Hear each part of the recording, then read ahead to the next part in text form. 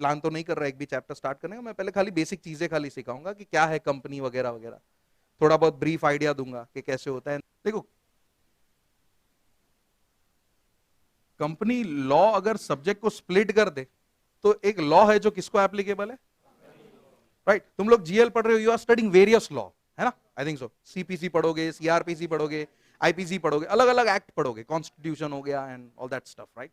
यहां पे ऐसा कुछ नहीं, यहां पे एक ही एक्ट पढ़ना है, कंपनीज एक्ट, कोई दूसरा एक्ट नहीं आएगा पूरे सब्जेक्ट में। Only one subject you have to study, that is company law and that is companies act 2013, right? Now company का मतलब क्या होता है जनरली? जनरली कंपनी, तुम लोग को जो मन में आता है बोलो, पार्टिसिपेशन रखने का, देखो टेंशन नहीं, रॉन्ग तो रॉन्ग, बिंदास। कौन बोल रहा है भाई, ऐसे मत बोलो, हाँ बोल। एसोसिएशन ऑफ पर्सन, ठीक है चल एओपी लिख देता हूं मैं, और बस सिर्फ एसोसिएशन कंपनी हो गया? कौन बोल रहा है? वो ठीक है, एएलपी हो गया, चलो एएलपी आर्टिफिशियल लीगल पर्सन, और बस, तो ये कंपनी हो गया। दैट इज कैरेक्टरिस्टिक, एक्चुअली ये भी कैरेक्टरिस्टिक है, मीनिंग नहीं है उसका। ओके ठीक है चलो, सिंपल रखना, ठीक है। अर्निंग प्रॉफिट, ओके, सो अर्निंग प्रॉफिट, और बिजनेस के बिना प्रॉफिट आएगा? Association of person earning profit, कटोरा लेके बैठे हो? नहीं ना, बिजनेस करना पड़ेगा कि नहीं, right? So association of person conducting business activities, right? ये तीन चीज को मिला दो तो it somehow becomes a company, right? Association of person conducting business and earning profit. Definitely business करने का मोटिव क्या होता है? प्रॉफिट ही होता है, अनलेस एंड अनटिल तुम चैरिटेबल ऑर्गेनाइजेशन चला रहे हो, ठीक है, जैसे कि एनजीओ, बराबर? एनजीओ चलाते हो तो profit is not your motive, okay? Similar way में मैं तुम लोग को भी क्वेश्चन पूछता हूं, एसोसिएशन ऑफ पर्सन मतलब क्या होता है? Group of person conducting business and earning profit. For example अभी नाम क्या तेरा? मैं और ऋतिक, ठीक है, क्या हम दोनों एसोसिएशन हुए? एसोसिएशन दो से भी होता है, ठीक है, there is no such number के इतने लोग होंगे तो एसोसिएशन होगा, दो का भी एसोसिएशन होता है, बस एक का एसोसिएशन नहीं हो सकता, ओके? लाइक जैसे कि तुम company word generally, forget law, forget studies, company word generally कहां यूज करते हो? दोस्तों के साथ बोल चलना कंपनी देना, ऐसा like we used to say, right? I will give you a company today और we expect someone else's company. तो देखो तुम किसी के साथ जा रहे हो तो दो जन तो हो गए कम से कम, सेम वे एसोसिएशन भी दो जन से बनता है, ठीक है? मैं और ऋतिक एसोसिएशन, हम दोनों वड़ा पाव का लारी लगाते नीचे, is that a business? Of course business business होता है, एंड वड़ा पाव से प्रॉफिट भी कमा रहे, तो क्या हमारा वड़ा पाव का लारी कंपनी है? तो फिर हाँ, तो फिर जो जनरल सेंस है ना कंपनी का, वो रॉन्ग है। ये जो जनरल सेंस होता है ना, जो बहुत सारे बुक्स में लिखा होता है, but this is technically wrong. ऐसे तो हर एसोसिएशन ऑफ पर्सन जो बिजनेस करते हैं, प्रॉफिट कमाते हैं, वो कंपनी हो जाएगा। तो जैसे कि वड़ा पाव का लारी थोड़ी कंपनी है, राइट? वड़ा पाव के लारी के ऊपर कंपनी कोई बोल सकता है कि company, unless and until it is like Jumbo King and so on, then it is a different thing. But मैं तो लारी का बात कर रहा हूँ, रेडी लगा के वड़ा पाव बेचते हैं हम दोनों, so it is not a company, right? इसलिए कंपनी को है ना प्रॉपर वे में डिफाइन किया है अंडर कंपनीज एक्ट, जो क्या कहता है पता है? कि company means a company which is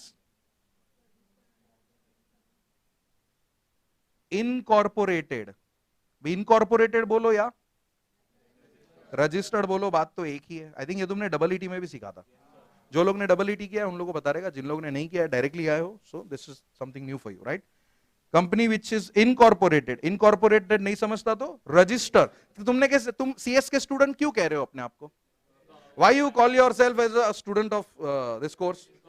register किया है ना, ऐसे बिना रजिस्टर किए कोई स्टूडेंट कह सकता? सेम चीज, अगर कोई ऑर्गेनाइजेशन, बिजनेस ऑर्गेनाइजेशन खुद को कंपनी कहना चाहता है, कंपनी, तो उसको क्या करना पड़ेगा? रजिस्ट्रेशन करना पड़ेगा, under which act? Under companies act 2013 और प्रीवियस कंपनी लॉ। जैसे कि पहले क्या था, ये 2013 को तो अभी 9 साल ही हुए, राइट? उसके पहले क्या कंपनीज नहीं थी इंडिया में? थी, उनके लिए दूसरा लॉ था विच वॉज कंपनीज एक्ट 1956, बराबर? तो वो भी अगर पुरानी कंपनी भी हो तो भी आज की तारीख में तुमको कौन सा एक्ट फॉलो करना है? कंपनीज एक्ट 2013 ही फॉलो करना है, बराबर? तो ये बेसिक देखो, इधर फिर लॉ बोलता है तू बिजनेस कर या मत कर, प्रॉफिट कमा या मत कमा, एसोसिएशन हो या ना हो, मुझे कुछ फर्क नहीं पड़ता। ये जो तीन चीज है ना, एसोसिएशन, फिर बिजनेस एंड प्रॉफिट, कुछ भी नहीं होगा ना तो भी तुम अपने आप को क्या कह सकते हो, कंपनी, बिकॉज तुमने क्या करके रखा है, रजिस्ट्रेशन करके रखा है। ओके, सो सबसे पहला चीज याद रखना है कि कंपनी का रजिस्ट्रेशन जरूरी है। विदाउट रजिस्ट्रेशन तुम अपने आप को कंपनी नहीं कह सकते। लाइक कंपनी प्राइवेट लिमिटेड या लिमिटेड बोलते हैं ना हम लोग, Reliance industries limited, why we use the word limited behind the name, because it is a registered company, बराबर। S tutorials private limited, why we call private limited, because it is a registered company, वैसा, ठीक है। So company के लिए एक चीज याद रखना है, रजिस्ट्रेशन होना जरूरी है। Under which act, companies act. भाई कंपनीज एक्ट को रेगुलेट या मैनेज कौन करता होगा, what do you think? MCA, you know what MCA is? Let us say it is a department of central government, ठीक है। we will go like this, directly MCA पे नहीं टूट पड़ेंगे, किसी को नहीं पता MCA क्या है तो in a simple way we will consider it as a department of central government। Central government तो पता ही होगा सब लोग को, सेंट्रल गवर्नमेंट ने एक डिपार्टमेंट बना के रखा है जिसको कहा जाता है MCA, ministry of corporate affairs.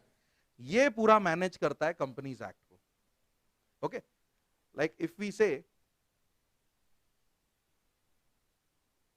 It administers, अभी एडमिनिस्टर करने के लिए लोग चाहिए कि नहीं चाहिए, गवर्नमेंट अथॉरिटीज चाहिए कि नहीं चाहिए, तो यहां पे ना कुछ पर्सन्स को नॉमिनेट करके रखा है, कुछ अथॉरिटीज बना के रखी है, सो दैट एडमिनिस्ट्रेशन स्मूथली चले।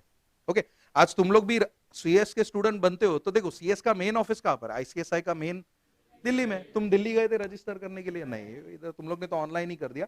अगर कुछ लोचा लापसी होता है तो किधर जाना पड़ेगा, इधर मुंबई जाना पड़ेगा, बराबर, जॉली मेकर के पास, नरीमन पॉइंट में। You don't need to go to Delhi. क्यों इधर मुंबई में ब्रांच ऐसा setup, not only Mumbai but एक ऑफिस तो भाईंदर में भी है, फिर एक थाना में भी है, राइट, सेपरेट प्लेसेस पे भी इंस्टीट्यूट्स के ऑफिसेज है। व्हाई? स्मूथ एडमिनिस्ट्रेशन के लिए कि भाई स्टूडेंट्स को धक्के ना खाने पड़े मुंबई तक एंड ऑल। अगर कोई भाईंदर साइड में रहता है तो वहां पे जाके जो भी काम रहेगा निपटा सकता है। सेम वे थाना में है, नवी मुंबई में है, you know, at different places we have the offices. Main motive क्या है?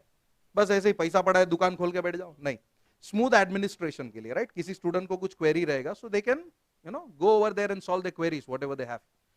सिमिलर वे में एडमिनिस्ट्रेशन के लिए भी कुछ अथॉरिटीज आती है, उसमें सबसे पहला आता है आरओसी। आरओसी मतलब क्या? Registrar of companies. मैं फुल फॉर्म भी लिखूंगा, ठीक है, रजिस्टर नहीं, ट्रार, रजिस्ट्रार ऑफ कंपनीज। फिर होता है आरडी। आरडी माने रीजनल डायरेक्टर, राइट। कोर्ट तो पता ही होगा सब लोग, कोर्ट, कोर्ट क्या काम करता है अपार्ट फ्रॉम जस्टिस? कंपनी को जस्टिस चाहिए होता है? ऐसा होता है कंपनी को कोई सीटी मार के क्या मोलेस्टेशन का केस किया, ऐसा होता है? जस्टिस तो थोड़ा कंपनी के लिए दूर है, बट जनरली डिस्प्यूट्स के रिलेटेड ऑर्डर वगैरह देना ये कोर्ट का काम होता है, ठीक है। अगर कोई डिस्प्यूट होता है किसी कंपनीज के बीच में, so what they do is they go to the court, they file a case और सूट अगेंस्ट ईच अदर, जो भी है, and then the court will gives the order as it may think fit, जो भी उसको ठीक लगता है डिपेंडिंग ऑन द एविडेंसेस, वो ऑर्डर पास करेगा। तो कोर्ट के पास तो ऑलरेडी बहुत सारा काम पड़ा है ना, कि नहीं पड़ा है? हम लोग को पता है in India so many pending cases are there, like court के पास ऑलरेडी इतना बर्डन है।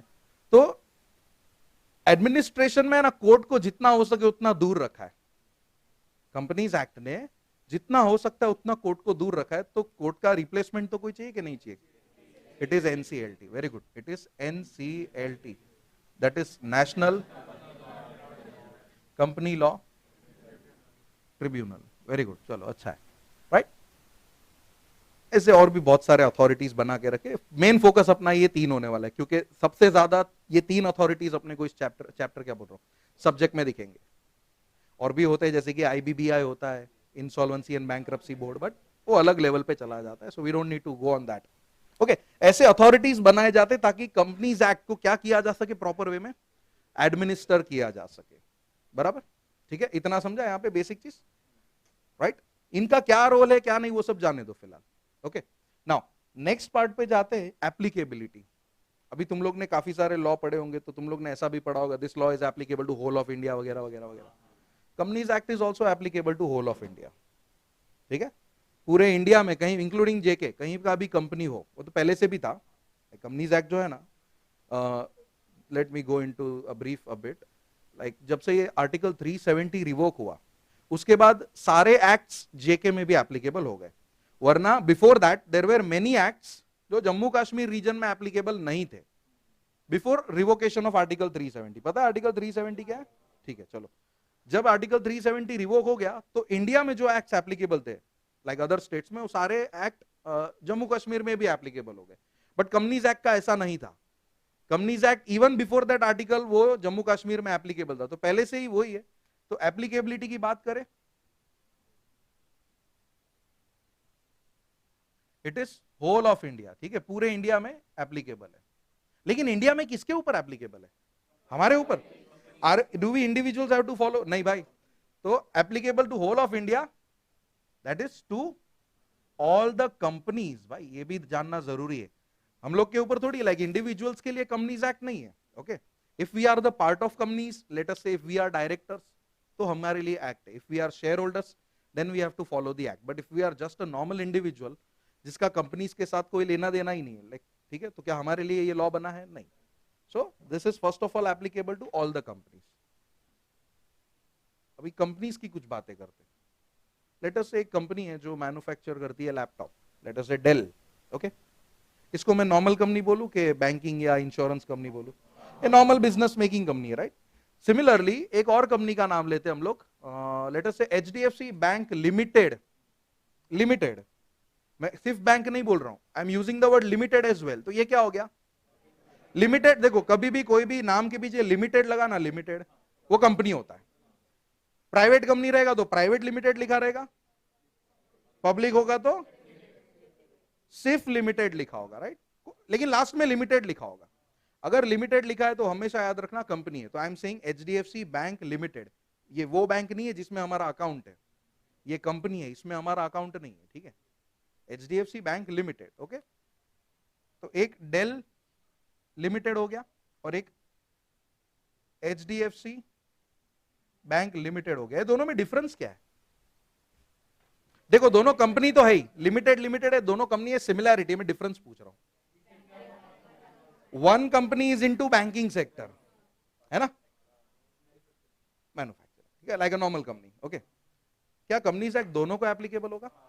यस, क्योंकि ऑल द कंपनीज बोला है। तू कैसा भी कंपनी हो, तू बैंकिंग हो या नॉर्मल हो, कंपनीज एक्ट तो तुझे फॉलो करना ही पड़ेगा। लेकिन बैंकिंग कंपनीज को उनका एक और एक्ट फॉलो करना होता है।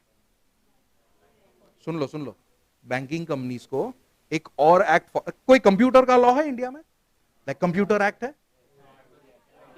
आईटी कंप्यूटर का एक्ट नहीं है, वो सॉफ्टवेयर रिलेटेड एक्ट है, हार्डवेयर रिलेटेड एक्ट नहीं है वो। ओके, आई एम जस्ट, मैं तो हार्डवेयर बना रहा हूं ना। आईटी कब आता है? जब हम लोग सॉफ्टवेयर बनाते हैं, बराबर के नहीं?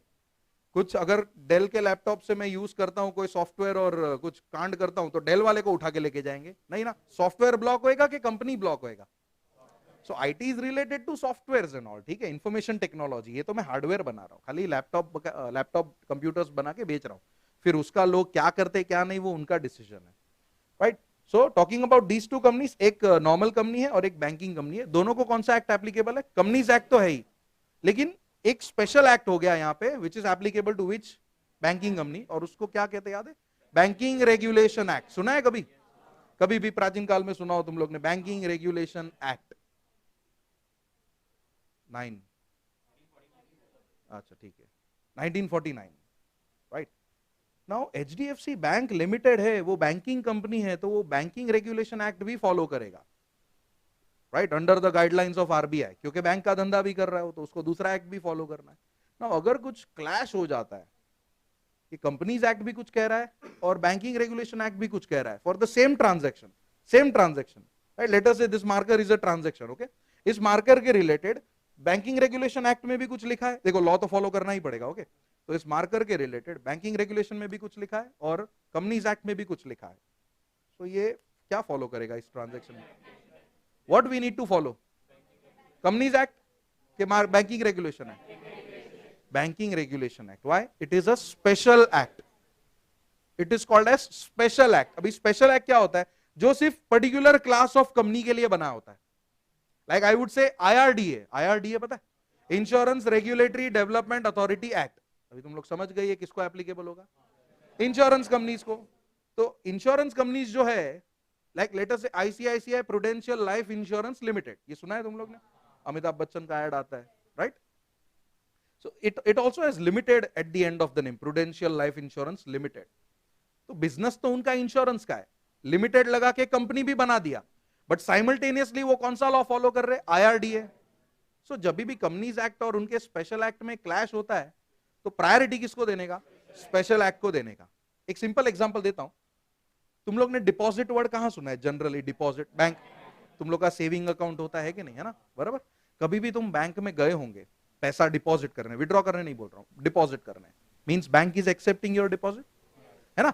कभी बैंक ऐसा बोलेगा नहीं नहीं सर आज का हमारा लिमिट हो गया, अब हम पैसा एक्सेप्ट नहीं कर सकते? Have you seen anyone saying like this कि हम पैसा डिपॉजिट करने गए थे, बैंक ने बोला लिमिट खत्म हो गया? No. Why like this? Because banking regulation act कहता है कि banks can accept deposits without any limit, बिंदास, जितना एक्सेप्ट करना है उतना कर। ये कौन कहता है? बैंकिंग। इधर ट्रांजैक्शन क्या था? क्या था? डिपॉजिट वॉज द ट्रांजेक्शन ना, ध्यान से, डिपॉजिट वॉज द ट्रांजेक्शन। और बैंकिंग रेगुलेशन है क्या बोलता है? कि जितना चाहिए उतना एक्सेप्ट कर without any limit.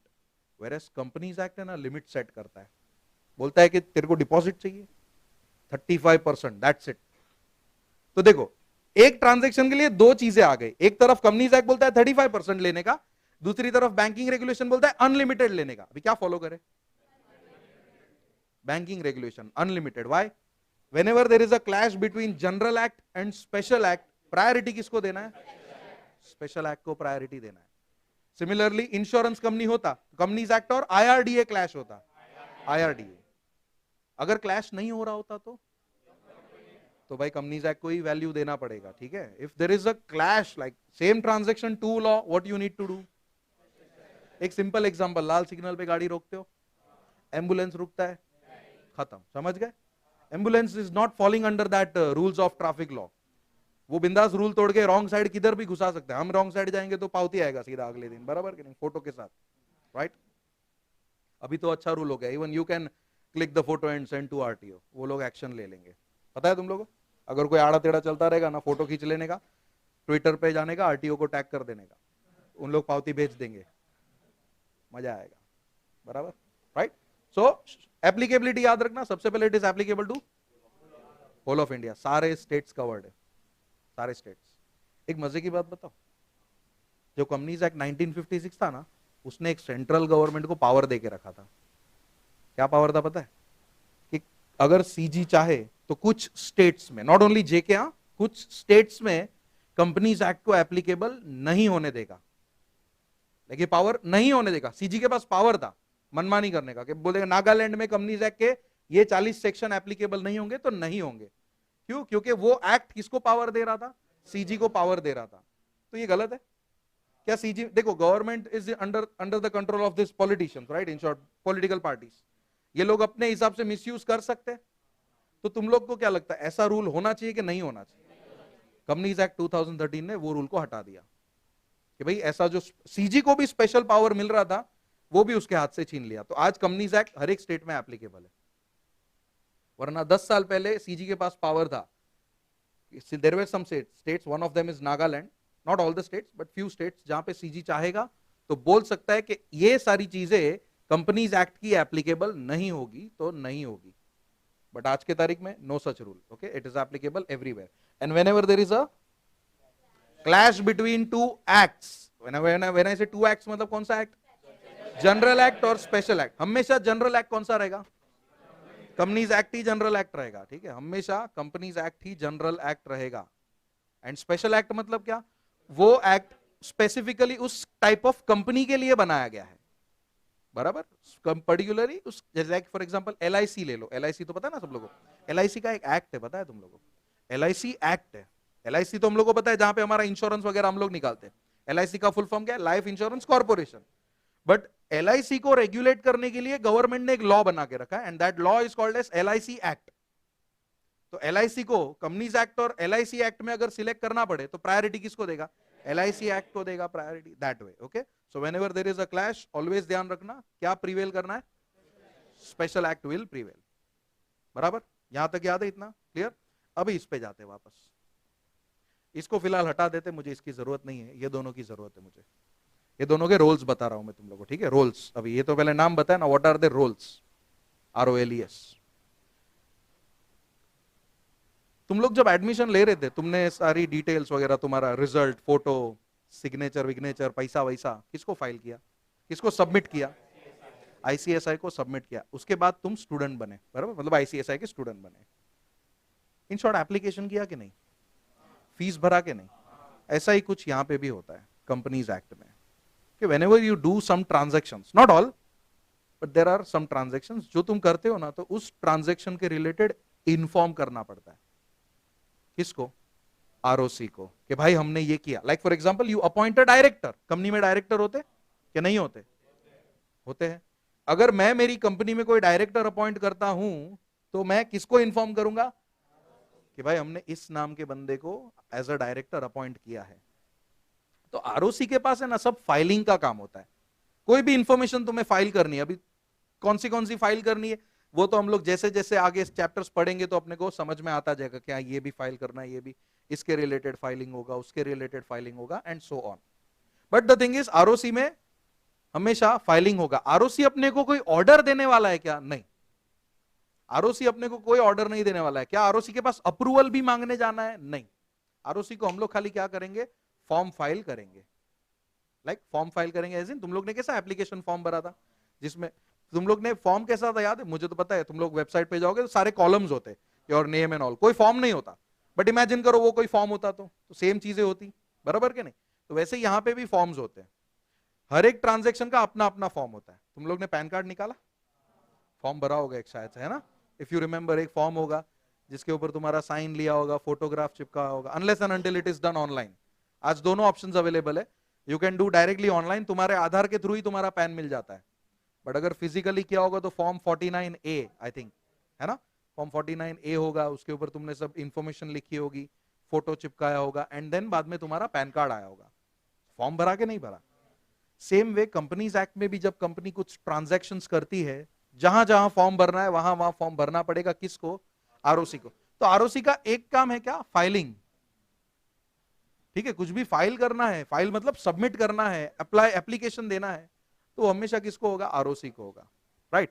Now talking about transactions, कुछ ट्रांजैक्शंस ऐसे भी होंगे जहां पे CG का अप्रूवल लगता है। CG माने central government. Central government India में किधर है?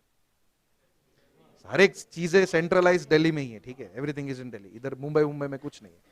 बट वापस to administer in a smooth way, don't you think अलग अलग जगह पे रीजनल डायरेक्टर्स होंगे? Who are this regional directors? They are the persons, इंसान होते हैं, ठीक है? देखो, रीजनल डायरेक्टर मतलब इंसान ही हो गया एक, बराबर के नहीं? तो regional director is a person appointed by CG, not, नहीं, हर एक स्टेट में नहीं होता, आगे आते कौन कहां पे होता है वो बाद में बताता हूं मैं। But regional director is appointed by CG to make sure कि अगर किसी कंपनी को चेन्नई में सपोज अप्रूवल चाहिए, किसी गवर्नमेंट, सेंट्रल गवर्नमेंट का अप्रूवल चाहिए, और वो कंपनी किधर है? चेन्नई में, तो क्या दिल्ली तक फ्लाइट लेके जाएगा? नहीं।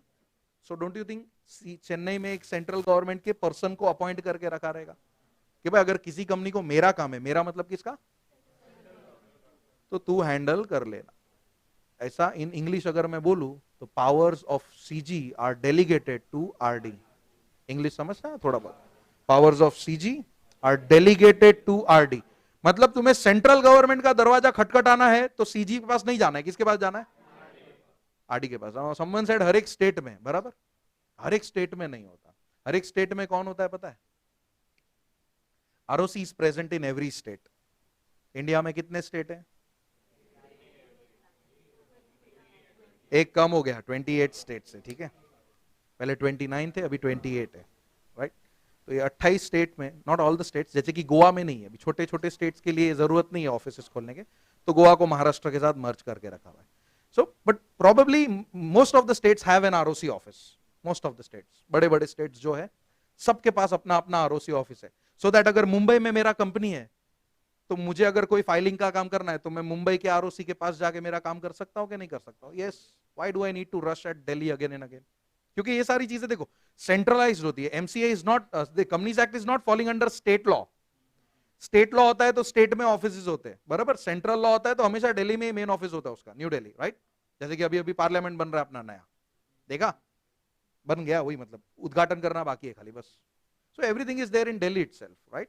तो हर एक चीज के लिए दिल्ली जाना है ना, इट इज नॉट फेयर। तो एडमिनिस्ट्रेशन के लिए अलग अलग स्टेट में ऑफिस खोल के रखे हुए। बट दो स्टेट ऐसे ना, दो स्टेट जहां पे दो आरओसी ऑफिस है। देखो तुम लोग को सारे स्टेट्स के तो नाम भी शायद नहीं याद होंगे, मुझे भी याद नहीं होंगे।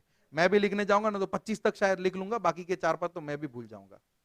सो nobody is going to ask you in how many states where do we have the ROC, क्योंकि नॉर्मली हर एक स्टेट का कितना आरओसी ऑफिस है, एक। तो याद क्या रखना है, किसका दो है। देखो दो ही स्टेट ऐसे है जिसके दो आरओसी ऑफिस है, दैट मींस बाकी सबके कितने होंगे, एक। इजी हो गया सीधा। We just need to remember which are the two states which has two ROC offices, क्योंकि वहां उतना काम होता है कि एक आरओसी ऑफिस हैंडल नहीं कर पा रहा, तो उन लोग ने क्या करके रखा है, दो आरओसी ऑफिस सेट करके रखे हुए। और वो दो स्टेट कौन से पता है, गोवा नहीं रे, गोवा गोवा कौन कर रहा है, महाराष्ट्र। महाराष्ट्र में किधर है पहले पता है, one is in Mumbai, another is in Pune, right. तुम लोग देखो ना, जितना कॉर्पोरेटाइजेशन मुंबई और पुणे में हुआ है ना, आई डोंट थिंक सो उतना बाकी किसी सिटीज में हुआ है। कॉर्पोरेट स्ट्रक्चर की बात कर रहा हूं, office and all. Corporate sector जो ये दो सिटीज में है ना, उतना बाकी सब सिटीज में नहीं है, राइट। कोई भी कंपनी ले लो, उसका most of the companies have their registered office either in Mumbai और in Pune. All the biggest companies, Reliance का मुंबई में है, टाटा का मुंबई में है, महिंद्रा का पुणे में है। So they have this registered office in this major cities only, right. यहाँ पे कॉर्पोरेट कल्चर कुछ अलग लेवल पे ही चल रहा है। So that is the reason यहाँ पे है ना, दो आरओसी ऑफिस बना के रखे हुए, एक मुंबई में, एक पुणे में। And there is one more state which is Tamil Nadu. Tamil Nadu पता है ना, तमिलनाडु में किधर पता है, चेन्नई नहीं है, चेन्नई है। चेन्नई क्या होता है, कॉम्बिटूर। गोली गोली का नाम ले रहा है क्या, कॉम्बिटूर।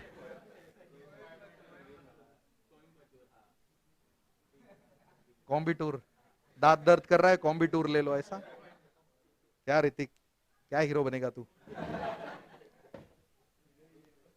एक हीरो तो है ही वो यार, ठीक है ना। तो तुम लोग को ये दो स्टेट्स याद रखते हैं, इजी, ये दो स्टेट्स तो याद रह जाएंगे।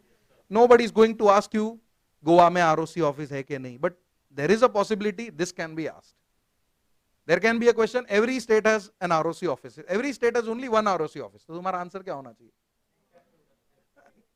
yes, it is generally right that every state has one ROC offices, but there are two states which has two ROC offices, right, and these two states are Maharashtra and Tamil Nadu. Maharashtra में किधर, तमिलनाडु किधर, कॉम्बिटूर मत कर देना, ठीक है, वरना wrong हो जाएगा, वो एग्जामिनर भी सोचेगा ये कौन सा सिटी इन लोग ने पैदा कर दिया, राइट। चलो, now talking about this RD. RD किसका बंदा था, सीजी किधर बैठता है, लेकिन अगेन एडमिनिस्ट्रेशन के लिए उसने थोड़ा काम आसान करके रखा है, ओके, एडमिनिस्ट्रेशन के लिए थोड़ा सा काम आसान करके रखा है।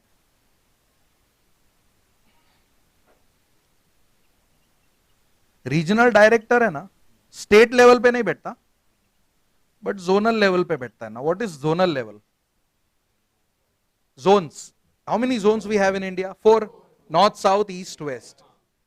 तो जोन के हिसाब से आरडी ऑफिस सेट करके रखे। जनरली 4 जोन है, बट थोड़ा और एलैबोरेट करें तो 8 जोन है ना। 8 जोन समझ में आ गए, लिखता हूं मैं सारे, रुको रुको मुझे भी आता है। नॉर्थ नहीं लिखना है, ये 4 हो गए, पहले ये 4 लिख लेते। नॉर्थ का ऑफिस तो डेफिनेटली किधर होगा, बराबर। नेक्स्ट साउथ का किधर होगा, बराबर। वेस्ट का अपने इधर ही है। मुंबई में किधर है पता है, मरीन लाइंस पे इधर। If you go to Marine Lines, पता है चर्च गेट के पहले आता है, ट्रेन से ही बिल्डिंग दिखता है। कभी जाएंगे ना पिकनिक पे चर्च गेट वच गेट, तो दिखाऊंगा तुम लोग को, ठीक है। ये रहा देखो आरओसी ऑफिस, ये रहा एनसीएलटी, दिखाऊंगा। आज ही जाने वाला है कौन, तू जाने वाला है, जाने वाला है तो बोल। अरे कोई बात नहीं, थोड़ा बस उधर खुदाई का काम चल रहा है, तो तू कंट्रोल में रहना, वहां की खुदाई देख के कहीं और मत पहुंच जाना। कोस्टल रोड बना रहे मतलब,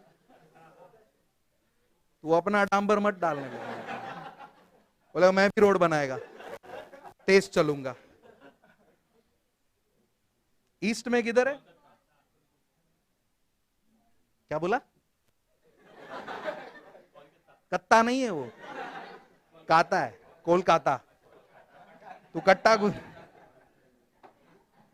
इट्स कोलकाता, ठीक है। वो कलकत्ता पहले था, वो कलकत्ता का कोलकाता कर दिया। कमिंग टू द पॉइंट,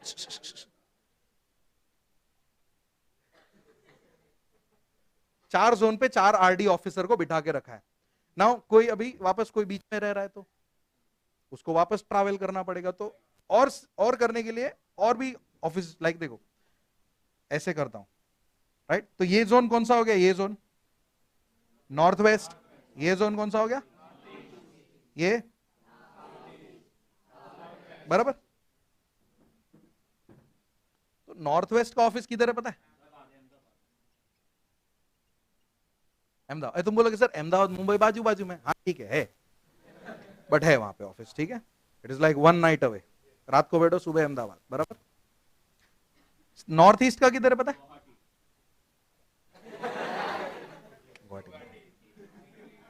हाँ आ जाओ, सिक्किम हिल स्टेशन के नाम ले लो सर, सिक्किम, मेघालय। और कोई है? दरभंगा, दार्जिलिंग, कोई है? नॉर्थ ईस्ट का शिलोंग में, Shillong, okay. Shillong is a hill station जो मैंने नहीं देखा है, राइट।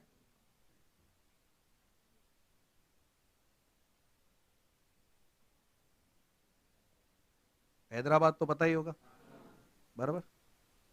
साउथ ईस्ट में फिलहाल नहीं है, सॉरी साउथ वेस्ट में नहीं है, हाँ हाँ साउथ वेस्ट में नहीं है, साउथ ईस्ट का हैदराबाद में, ठीक है। साउथ वेस्ट में there is no RD appointed, right, क्योंकि इतने स्टेट्स नहीं। अगर तुम लोग साउथ वेस्ट देखोगे ना, महाराष्ट्र आ गया, महाराष्ट्र के नीचे गोवा, गोवा को तो ऑलरेडी महाराष्ट्र में मर्ज करके रखा। गोवा के नीचे क्या आता है? कर्नाटका, कर्नाटका के नीचे क्या आता है? केरला। तो केरला कर्नाटका साउथ में निपट लेंगे, बराबर। गोवा महाराष्ट्र वाले मुंबई में आ जाएंगे, राजस्थान वाला किधर रहेगा तो अहमदाबाद चला जाएगा।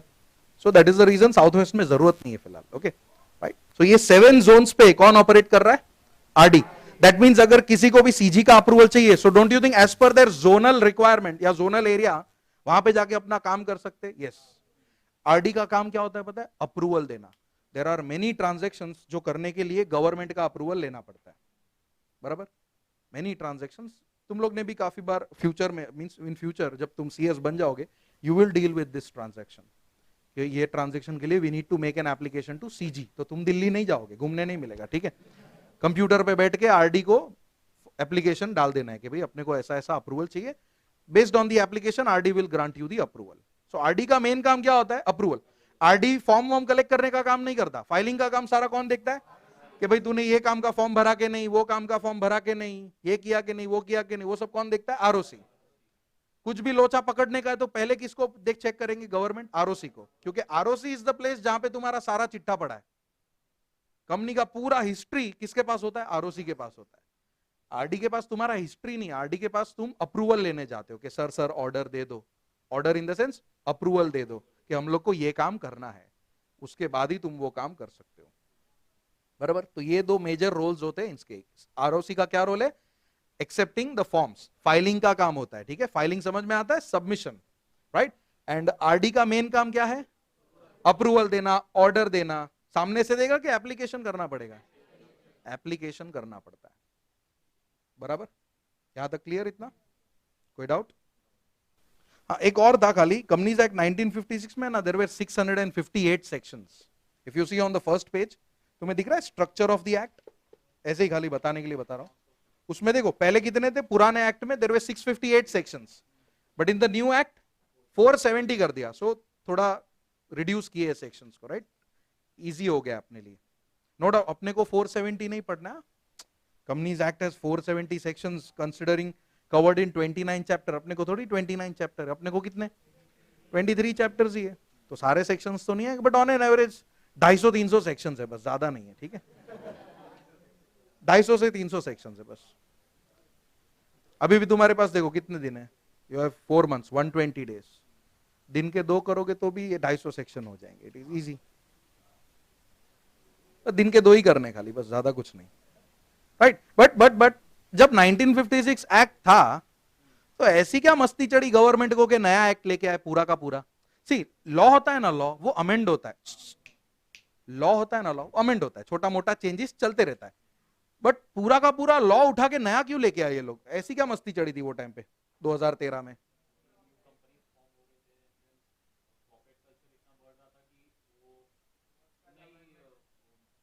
क्या क्यों कोलैबोरेट, किस तो कोलैबोरेशन नहीं हो पा रहा था, इसलिए नया कंपनीज एक्ट लेके आए और सेक्शंस कम कर दिए सो दैट कोलैबोरेशन हो पाए। तो बोल तो तू, see there was a need to change many things in the law, क्योंकि जो पुराना लॉ था ना उसमें बहुत सारे लूप होल्स निकल रहे थे। लूप होल समझ में आता है, लॉ का इस तरह फायदा उठाना कि पकड़े भी ना जाओ। लाइक फॉर एग्जांपल, अगर मेरे पास टू व्हीलर है and if there is a red signal I can not cross it, लेकिन अगर मैं धक्का मार के लेके जा रहा हूं आई कैन क्रॉस इट, कोई मुझे नहीं पकड़ेगा, ये लूप होल हो गया। तो ऐसे काफी सारे लूप होल्स थे जहां पे कंपनीज फायदा उठा रही थी एंड पकड़ी भी नहीं जा रही थी कि अभी क्या कर सकते यार, लॉ नहीं तोड़ रहे फिर भी फायदा उठा रहे। So there was a need to reform the whole act, okay, so that ऐसे छोटे मोटे गलती, मतलब गलती इन द सेंस फायदा उठाने वाले के ऊपर भी स्ट्रिक्ट एक्शन लिया जाए। तो जो लूप होल्स थे उनको रिड्यूस करना एंड गलत करने वालों के ऊपर स्ट्रिक्ट एक्शंस लेना, this was the one of the main motive of this new act, okay. दूसरा एक्ट भी था। अभी एक तरफ गवर्नमेंट बोलती है, अभी आजकल स्टार्टअप वार्टअप का तो बहुत सीन शॉट चल रहा है, बराबर, अभी आजकल नहीं चल रहा, काफी टाइम से चल रहा है, ये तो आज सोशल मीडिया के कारण इतना लाइमलाइट में आ रहा है, वो भी आफ्टर शार्क टैंक, बराबर, वरना उसके पहले स्टार्ट और अब दो अलग अलग वर्ड अपने को पता थे, दोनों को मिला के क्या होता है वो शायद काफी लोगों को नहीं पता था, ठीक है। We know start separately, we know up separately, right. कुछ लोगों का उल्टा होता है, right. So this there were few purposes, एक एक करके खाली पर्पस देख लेते हैं यहाँ पे कि why there was a need for the new act, okay. उसमें से एक तो मैंने बता दिया, डी डी डी देख लो, मैंने बता दिया already, to take stricter actions against fraud and gross non compliances, right, stricter actions. तुम लोग पता है मैक्स टू मैक्स पेनल्टी कितना लग सकता है व्हेन वी, एक चलो एक कंपनी के एग्जांपल में, just I am asking you randomly, कुछ भी कांड करे company, max to max penalty कितना लग सकता है? 10,000, 10 लाख, 10 करोड़, 10 करोड़, नहीं नहीं, टर्न ओवर गया तेल लेने, nothing is there which is to be turn over, ठीक है, जाने दो।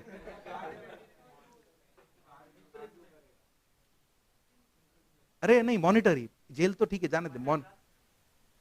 तू बोल रहा है, तुम लोग को तो आंसर देना चाहिए। It can go up to 25 crore, याद आया? एक मतलब सारी जगह पे 25 करोड़ का फाइन नहीं लगेगा, बट ये लेवल तक का पेनल्टी है कंपनीज के ऊपर कि अगर ये पर्टिकुलर कांड किया तो 25 करोड़ तक का भी फाइन लग सकता है। सोचो 25 करोड़, ठीक है।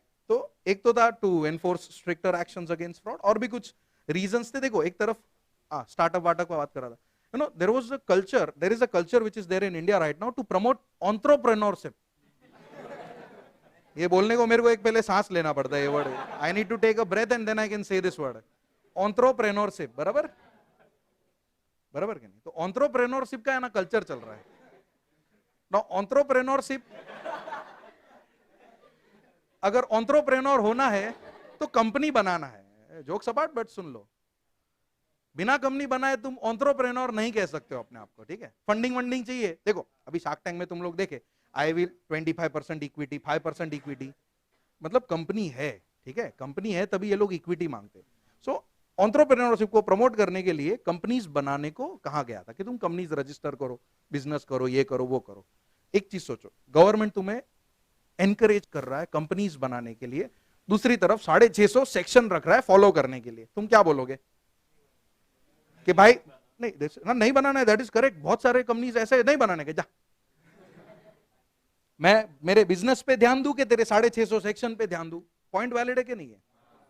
तो ये रीजन से भी कंपनीज एक्ट 2013 आया कि देखो 650 से ऑलमोस्ट 200 सेक्शन कम कर दिए, 470 पे आ गए, सो दैट जो कंपनीज है वो सिर्फ लॉ में ही ना घुसी रहे, अपने बिजनेस के ऊपर भी ध्यान दे। वरना पता चला सुबह से आके रात तक खाली लॉ को ही, कहां लॉ के ऊपर ही ध्यान दे रहे हम लोग, बिजनेस को साइड में रख के ये कंप्लायंस करो वो कंप्लायंस करो, उसी में लगे पड़े। तो कोई भी कंपनी रजिस्टर करेगा नहीं, रूल्स को कम किया सो दैट एनकरेजमेंट और बढ़ा। देन पीपल रियलाइज के ठीक है चलो अभी कंपनी खोल सकते हैं, क्योंकि काफी सारे रूल्स एंड रेगुलेशंस निकल गए, कम हो गया।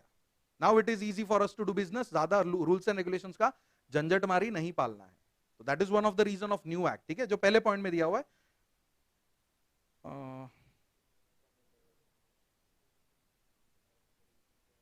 Yes, to promote the development of the economy. देखो आज इकोनॉमी इतना बढ़ रहा है, उसके रीजन से यही सारे कंपनीज वगैरह रजिस्टर होना, बिजनेसेस आना and all that. Okay, encouraging entrepreneurship, बराबर, and enterprise efficiency and creating flexibility and simplicity in the formation। देखो flexibility and simplicity in the formation and maintenance of companies। Formation को side में रखो, मैं जो बता रहा था ना मेंटेनेंस का बात कर रहा था कि when you register a company how you are supposed to maintain the company you have to follow how many sections, 658 sections। ऐसा पहले था बट अब नहीं है। what do you mean by formation? Incorporate करना। पहले इनकॉर्पोरेशन का काम है ना 7-8 दिन तक चलता था, आज 7-8 घंटे में होता है। आज के तारीख में सुबह अगर सब चीजें बराबर सबमिट कर दी ना, शाम तक कंपनी रजिस्टर हो जाता है, इतना फास्ट चल रहा है। तो एक तरफ अगर गवर्नमेंट ये सब स्कीम्स लाना चाहता है तो डोंट यू थिंक उनको भी अपफ्रंट होके काम करना पड़ेगा, क्विक रजिस्ट्रेशंस देने पड़ेंगे, एंड जो फॉर्मेशन का प्रोसेस है उसको स्ट्रिक्ट रखना पड़ेगा कि इजी। आज जितना हो सकता है उतना कम डॉक्यूमेंटेशंस लगता है। पहले के टाइम पे जितने डॉक्यूमेंट्स लगते थे कंपनी बनाने में, आज उतने नहीं लगते। आज बेसिक डॉक्यूमेंट्स के ऊपर फोकस किया है। पहले कंपनी बनाने का फीस भी लगता था, आज के टाइम पे up to certain amount fees भी नहीं भरना है। लाइक अगर तुम्हारा कैपिटल 10 लाख तक का है तो स्टैम्प ड्यूटी वगैरह भरने की जरूरत नहीं है। 10 लाख के ऊपर है तो ठीक है, देन यू हैव टू पे सम फीस। वरना 10 लाख तक का अगर तुम कैपिटल रेस कर रहे हो ना तो तुम्हें स्टैम्प ड्यूटी भी नहीं भरना है। इतना रिलैक्सेशन देके रखा है गवर्नमेंट ने। सो इससे क्या होगा, don't you think people in India will be encouraged to register the company? Yes. Okay. फिर दूसरा पॉइंट क्या था वहां पे, ट्रांसपेरेंसी अकाउंटेबिलिटी। भाई ट्रांसपेरेंसी मतलब क्या, जो हो रहा है वो पब्लिक को दिखना चाहिए। कैसे दिख सकता है? फाइलिंग। हाँ, ये फाइलिंग जो था ना, फाइलिंग आरओसी के पास, इसका मेन मोटिव था ट्रांसपेरेंसी। अभी ये ऋतिक सपोज एक कंपनी में इन्वेस्ट करना चाहता है और वो कंपनी थोड़ा जोलर टाइप है, तो before investing he wants to make sure के ही इज सैटिस्फाइड कि भाई कंपनी में मेरा पैसा डूब ना जाए। इमेजिन करो वही मैं कंपनी हूं, अगर मेरे मन में खोट है मैं उसको मेरे डिटेल्स शो करूंगा? नहीं करूंगा, राइट? तो ये मैं ट्रांसपेरेंट हूं कि नहीं हूं? यहां पे मैं नहीं हूं, as a company I am not. But transparency को प्रमोट किया मतलब क्या, ये जो फाइलिंग है ना, फाइलिंग ये अवेलेबल टू पब्लिक हो जाता है। 100 रुपया भरना है, खाली 100 रुपया भर के ऋतिक पूरा मेरा कंपनी का हिस्ट्री चेक कर सकता है, अगर उसको आता हो तो। There is a process how to see the records of the company. If he knows, just by paying 100 rupees he can check the documents, download भी कर सकता है मेरे डॉक्यूमेंट। सोचो इससे ज्यादा ट्रांसपेरेंसी क्या होगा, राइट? कि कंपनी के सारे रिकॉर्ड्स एक आम इंसान जो कंपनी में इंटरेस्टेड भी नहीं है, जिसका कंपनी में कोई रोल भी नहीं है, वो डाउनलोड करके रेफर कर सकता है। तो ट्रांसपेरेंसी हो रहा है कि नहीं हो रहा है? ये भी एक मोटिव था नए एक्ट का कि टू प्रमोट ट्रांसपेरेंसी। अकाउंटेबिलिटी मतलब क्या, आंसरेबिलिटी। आज कोई भी शेयर होल्डर डायरेक्टर्स को, नो डाउट पहले भी पूछ सकते थे, बट आज शेयर होल्डर्स के पास ज्यादा पावर है, बिकॉज पैसा किसका है कंपनी में, तो और कंपनी मैनेज कौन करता है? मतलब इमेजिन मैं डायरेक्टर, तुम शेयर होल्डर, तुम्हारे पैसों से मैं खेल रहा हूं as an I am using your money in the company. Am I answerable to you? That is the provision given over here कि तुम चाहो तो तुम मुझे पूछ सकते हो ना, I am answerable to you, I can not shut your mouth, तुम मुझे जेल में भी डाल सकते हो। That is the power given to you. Okay, next is to recognise new concept and facilitate ease of doing business. Ease मतलब क्या भाई, धंधे पे ध्यान दो, लॉ को हम कम करेंगे, इजीली तुम बिजनेस कर सको। चौथा तो ऑलरेडी हो गया, right? Institutional structure by various authorities, जो मैं तुम लोगों को थोड़ी देर पहले बता रहा था कि अथॉरिटीज को बढ़ा दिया है ताकि काम आसानी से हो जाए। वरना पता चला इस काम के लिए किसके पास जाना है, किसके पास जाना है, तो फायदा है क्या? To do one transaction. देखो गवर्नमेंट डिपार्टमेंट का है ना इंडिया में अच्छा छाप नहीं था, अभी है, अभी उतना खराब नहीं है, एक टाइम पे नहीं था। तुमने सुना होगा कोई भी गवर्नमेंट डिपार्टमेंट में काम होगा, यहां जाओ, इधर नहीं उधर जाओ, इधर नहीं उधर जाओ। लंच टाइम है, 4 बजे भी लंच टाइम चलते रहता है उन लोग का, पता नहीं लंच टाइम 2 बजे शुरू होता है, खत्म टी टाइम पे होता है उन लोग का, राइट? सो इफेक्टिव एडमिनिस्ट्रेशन नहीं था गवर्नमेंट में, तो उसको भी प्रमोट किया गया यहाँ पे, राइट, कि भाई ऐसे स्ट्रक्चर्स या अथॉरिटीज बनाओ, बॉडीज बनाओ, पैनल्स बनाओ, प्रोफेशनल्स डालो, एक्सपर्ट्स डालो, सो दैट इन लोगों का काम आसान हो सके, लोगो एज इन कंपनीज का काम आसान हो सके। Okay, and the last one is to cater the need. Cater मतलब क्या? Serve. Cater means what? To serve the need for more effective and time bound approvals. Time bound approvals, देखो कभी भी सुना है गवर्नमेंट को इतने टाइम में अप्रूवल देना? आज तक सुना है तुम लोग ने? वो लोग तो अपनी मर्जी चाहे तब काम करेंगे ना। कंपनीज एक्ट ने वो भी चीज को चेंज कर दिया, नए एक्ट ने काफी सारी जगह पे आरडी को भी बोला है भाई 30 दिन में अप्रूवल दे देना, अगर नहीं दिया ना डीम्ड अप्रूवल, ऐसा रूल है, मैं मजाक नहीं कर रहा हूं। अगर आरडी तुमको 30 दिन में रिप्लाई नहीं करेगा ना 30 डेज में, तो 31st डे पे तुम ऐसे समझ लेना कि आरडी ने अप्रूवल दे दिया है।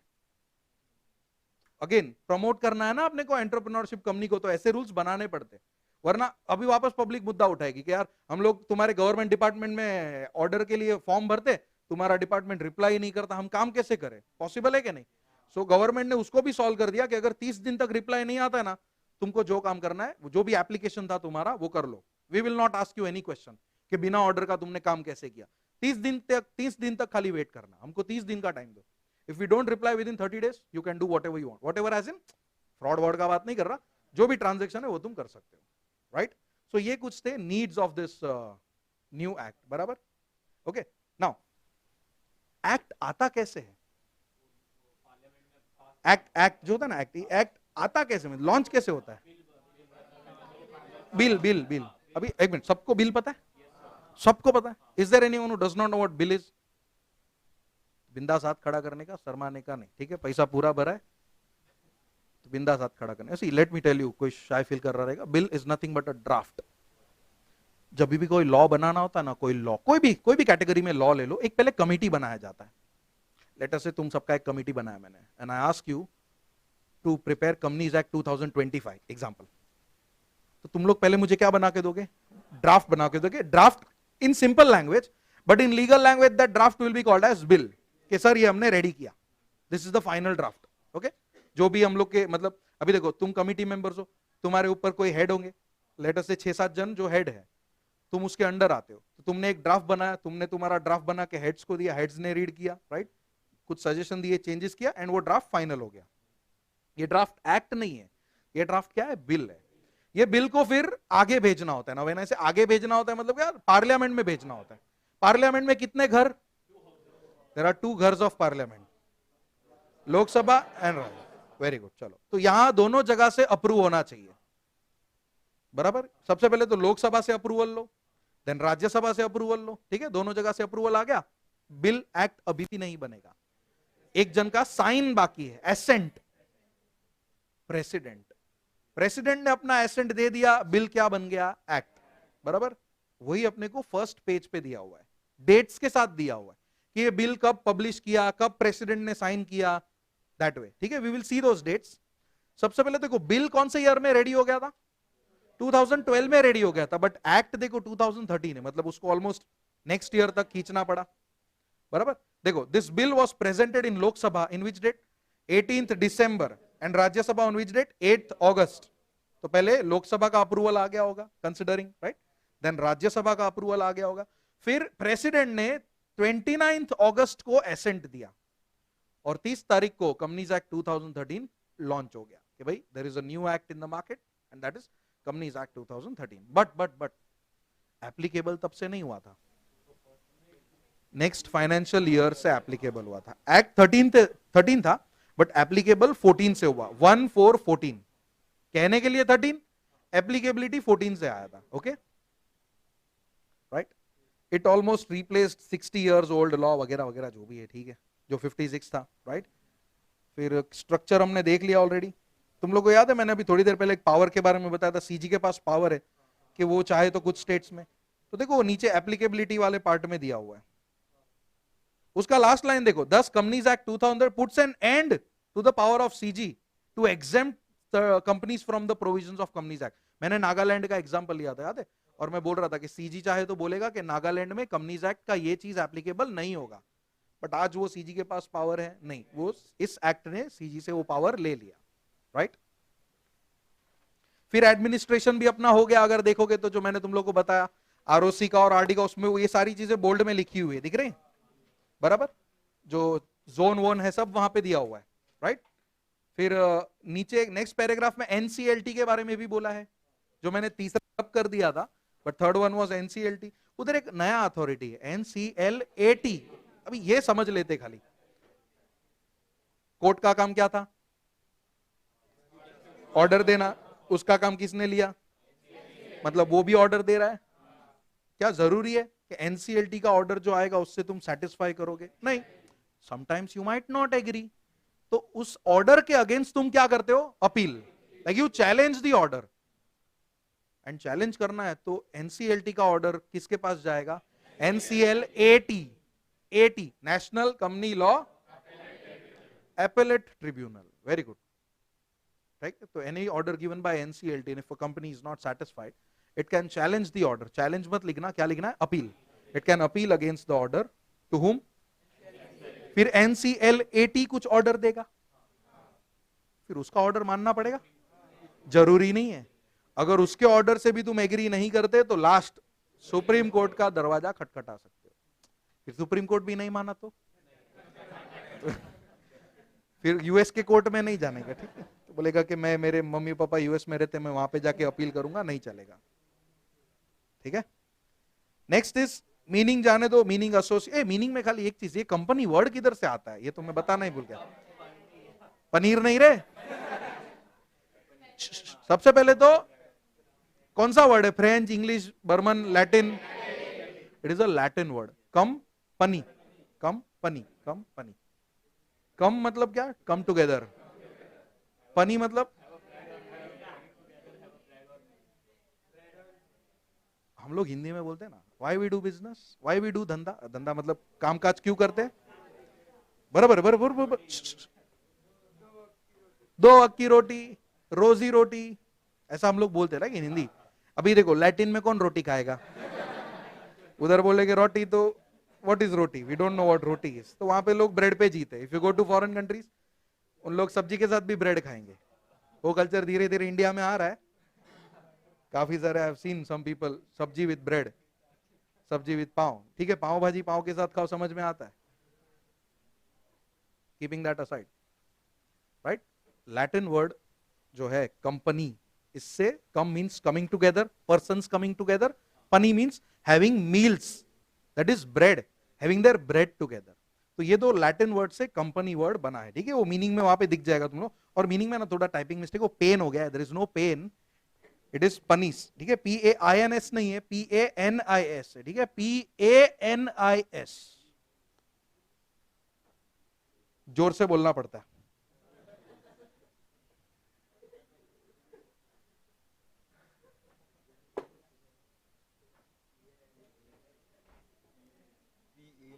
पक्का ना? क्या हंसते हंसते लिखेगा ना तो थोड़ा एक लाइन ऐसा ऐसा हो जाएगा, फिर और कुछ नहीं।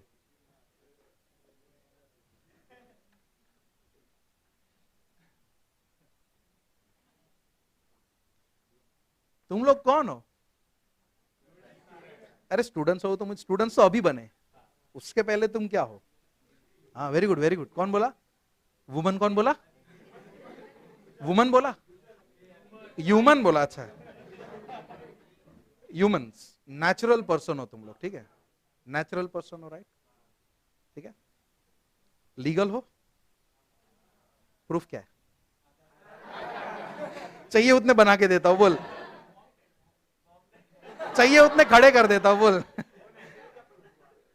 सी the legal, what is the main legal thing in our self? हम खुद सामने इतने बड़े साक्षात खड़े, दैट इज द लीगैलिटी कि भाई हाँ जिंदा इंसान है, दैट इज द, ठीक है। Whether we belong to India और not, that is not what I am asking, but हम एक लीगल पर्सन है, वो तो दिख ही रहा है भाई, जिंदा है, मुर्दा थोड़ी है।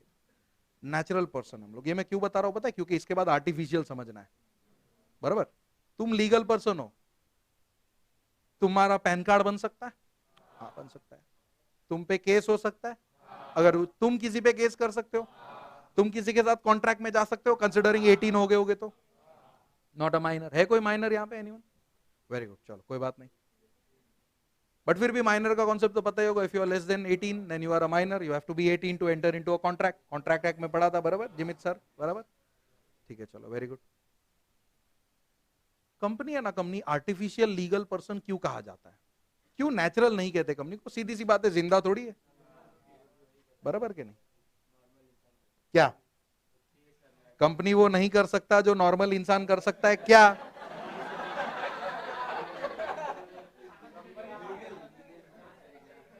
तू बोलेगा मेरे को एक नया कंपनी खड़ा करना है, तो ऐसा तो नहीं कि 2 कंपनी खड़ा किया रात को, सुबह तीसरा कंपनी बन जाएगा. क्या कहना क्या चाहता है? एक कंपनी भी लीगल काम कर सकता है? अच्छा ठीक है, इसलिए उसको लीगल एंटिटी बोलते हैं. लाइक एग्जांपल देगा? हाँ ठीक है, yes yes yes. Company is called as artificial legal person. Artificial को मारो गोली, लीगल पर्सन को पकड़ के रखो. जैसे तुम कॉन्ट्रैक्ट में एंटर हो सकते हो, वैसे कंपनी भी कॉन्ट्रैक्ट में एंटर हो सकती है.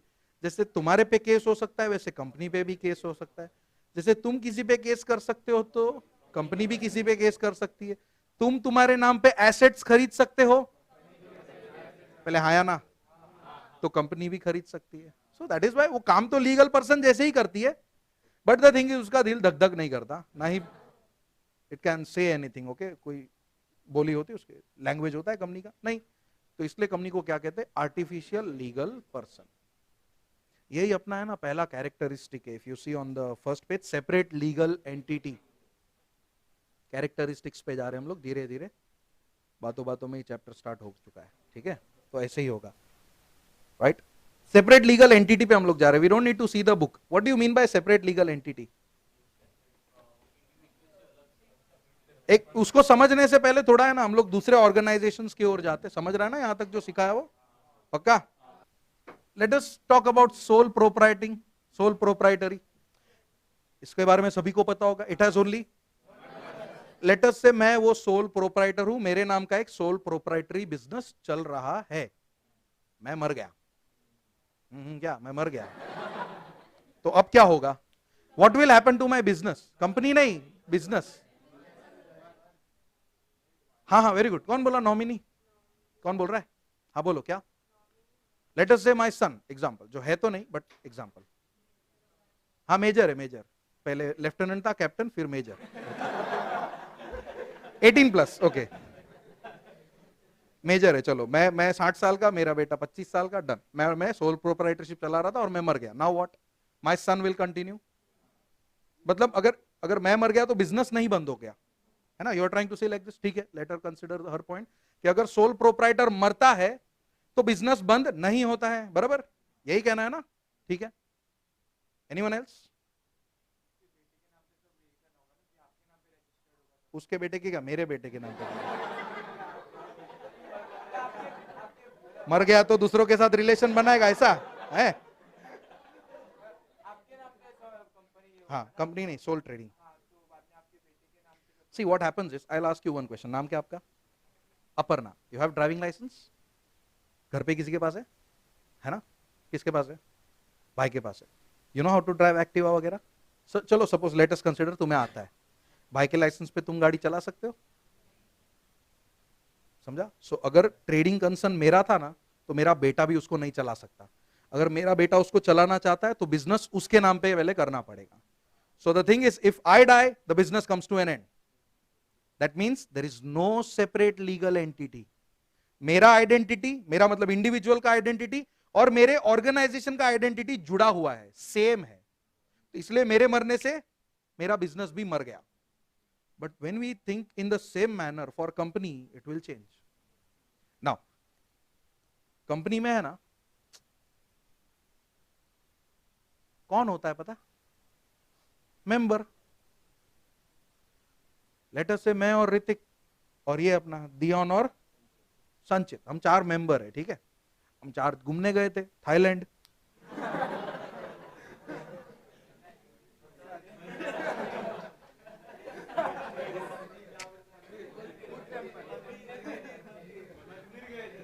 To learn Buddhist culture.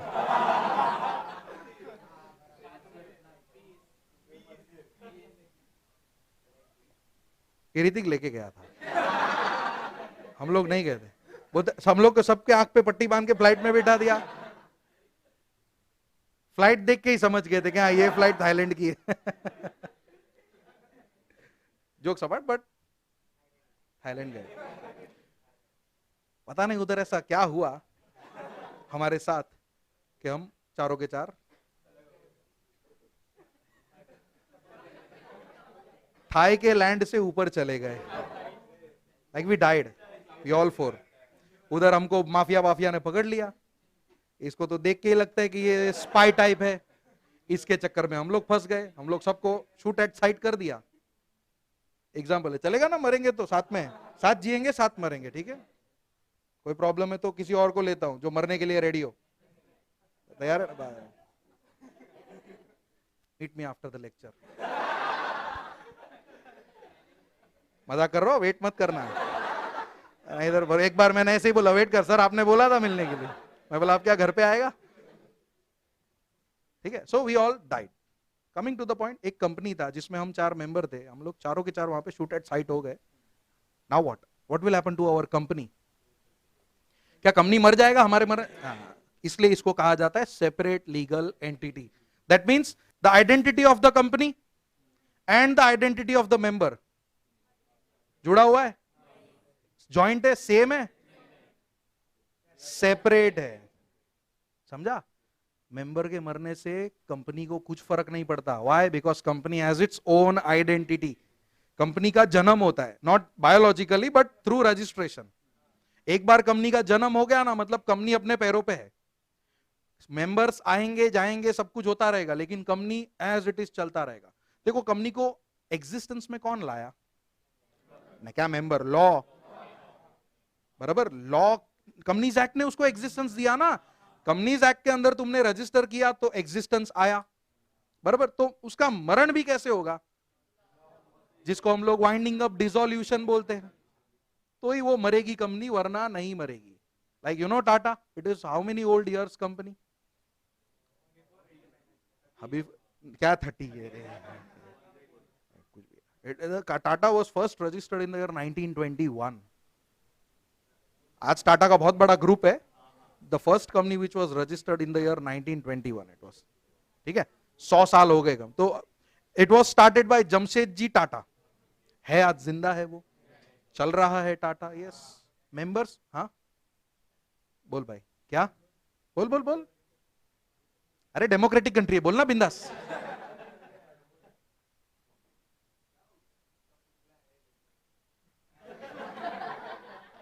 ठीक है, पुतला है। कहां पर है?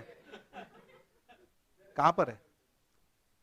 चलो, coming to the point, members के मरने से कंपनी को कोई नुकसान होने वाला है नहीं। That why? Because it has a separate identity. उधर एक लाइन भी लिखा है, the identity of the member is distinct. English है, English. Distinct from the identity of the members. Right? दोनों का डिस्टिंक्ट मतलब क्या? सेपरेट या डिफरेंट, जो समझना है समझो। ठीक है, लिखा है वहां पे, ऐसा कुछ लिखा है ना, ऐसा कुछ मिलता जुलता दिख जाएगा। नाउ इस चीज को समझने के लिए ना एक केस पढ़ना पड़ेगा, जो शायद डबल में मैंने खाली नाम बताया था, सलमान वर्सेस सलमान। बोल, रुक जाओ, डाउट है बोल भाई। तो नॉमिनी होंगे ना भाई, नॉमिनेशन करना पड़ता है ना यार।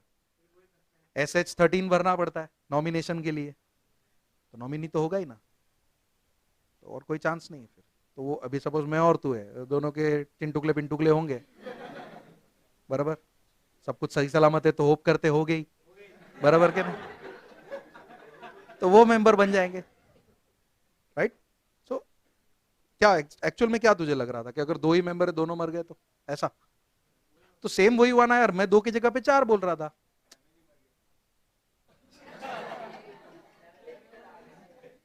तो क्या होता है पता है? सुन, हाँ सुनना थोड़ा, अभी सुन। तुझे IPF पता है? अभी सुन, बताता हूं क्या होता है पता है?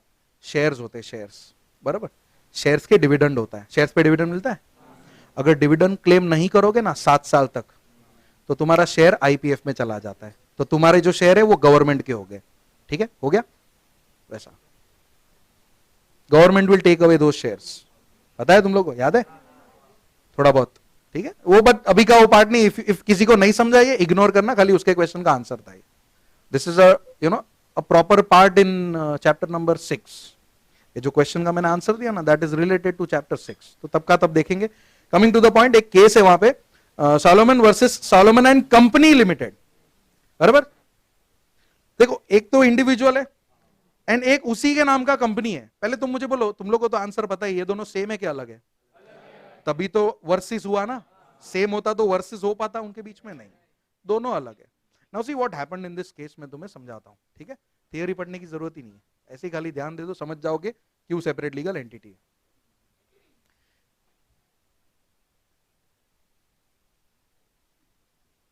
ठीक है, सॉलोमन इंडिविजुअल, एक लेदर प्रोडक्ट का बिजनेस था. ठीक है, बैग बनाता था, बूट बनाता था, जो बनाना है बनाए उसको. ठीक है, बट लेदर का बिजनेस था उसका. इंडिविजुअल कैपेसिटी में बिजनेस चला रहा था. बिजनेस चलाते वक्त सॉलोमन ने क्या किया, एक कंपनी रजिस्टर किया. और कंपनी का नाम क्या था? ठीक है, ये कंपनी हो गया. ठीक है, कंपनी रजिस्टर किया. तो ये दोनों सेपरेट हो चुके हैं. नाउ ये जो बिजनेस है ना, बिजनेस, दिस वाज ट्रांसफर्ड नहीं, सोल्ड टू द कंपनी. क्या ये, तुम एक सिंपल चीज मुझे बताओ, अगर तुम्हारे पास कोई भी प्रोडक्ट है, कुछ भी चीज है, तुम बेचते हो, तो रिटर्न में क्या एक्सपेक्ट करते हो? पैसा. पैसा ना, जनरली पैसा. तो यहां पे भी अगर सॉलोमन अपना लेदर बिजनेस उसकी कंपनी में ही बेच रहा है, तो इन रिटर्न उसको भी तो कुछ मिलना चाहिए, है ना? फ्री में तो बेचेंगे नहीं, right? So what happened is, जब लेदर बिजनेस कंपनी को गया, तो कंपनी भी रिटर्न में पे करेगा, है ना? कुछ तो पे करेगा. तो पे ना 3 तरीकों से करता है वो. कैश देता है.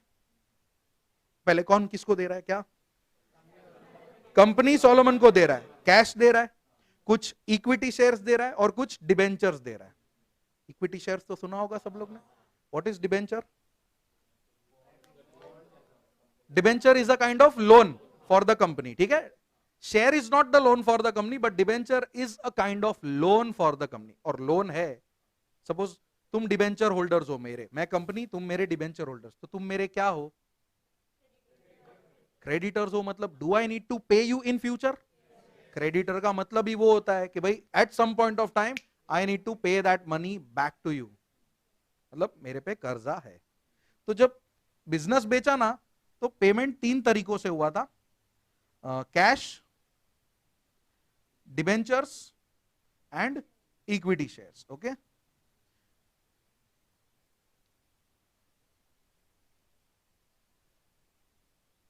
Forget equity shares as of now.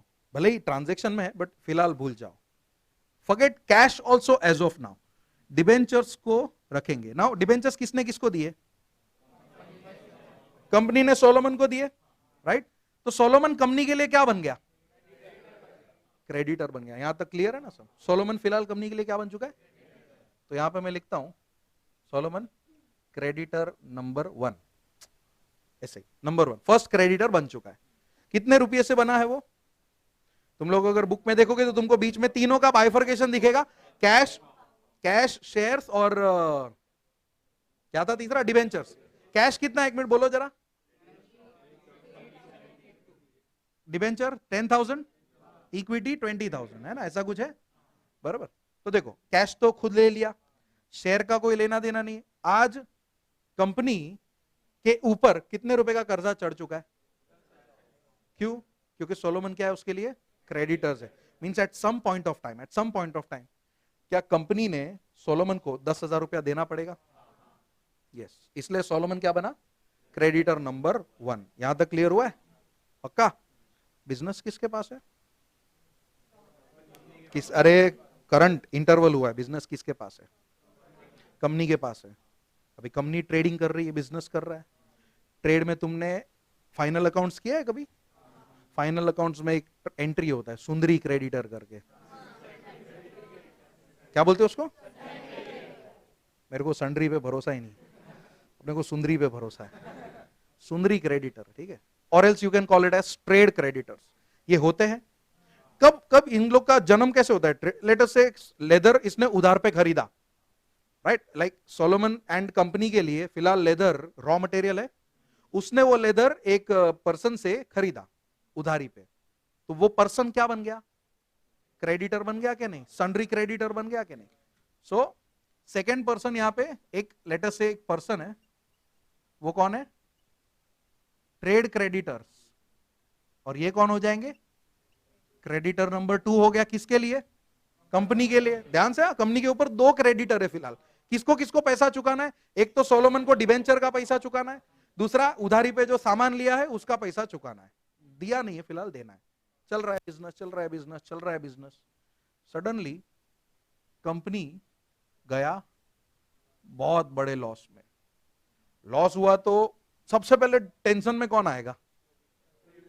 Creditors tension में आएंगे, बोले कि भाई अपना पैसा अटका पड़ा है। उन लोग ने कंपनी के ऊपर लिक्विडेशन का एप्लीकेशन कर दिया। लिक्विडेशन समझ में आता है? क्या होता है liquidation? It is a part of winding up, कि भाई कंपनी को बंद करो और डूबे, उससे अच्छा जितना है उतना पैसा निकाल लो। ठीक है? So due to loss company went into, ठीक है उसमें मैं लिक्विडेशन लिख देता हूं।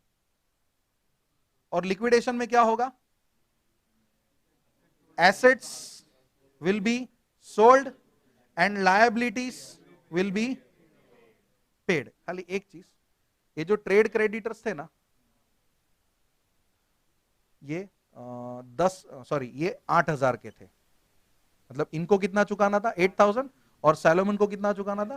तो टोटल लायबिलिटी कितना है आज कंपनी के ऊपर? तो पे कितना करना है? 18,000 का लायबिलिटी पे करना है। अभी एसेट्स बेचेंगे, पैसा वसूल करेंगे। पैसा वसूल करके कितना रुपया आया पता है? खाली 6,050 रुपया आया। एक्चुअली पाउंड है, बट मैं रुपया रुपया कर रहा हूं। ठीक है? अभी व्हाट डू यू थिंक, ये 6,050 है, सबका पैसा चुका पाऊंगा मैं? किसको दूं? एक मिनट, बोल। Share as in ratio? हाँ ठीक है, 10:8। ठीक है, एनीवन एल्स? सोलोमन को। ठीक है, एनीवन एल्स? सोलोमन को। अनसिक्योर्ड है।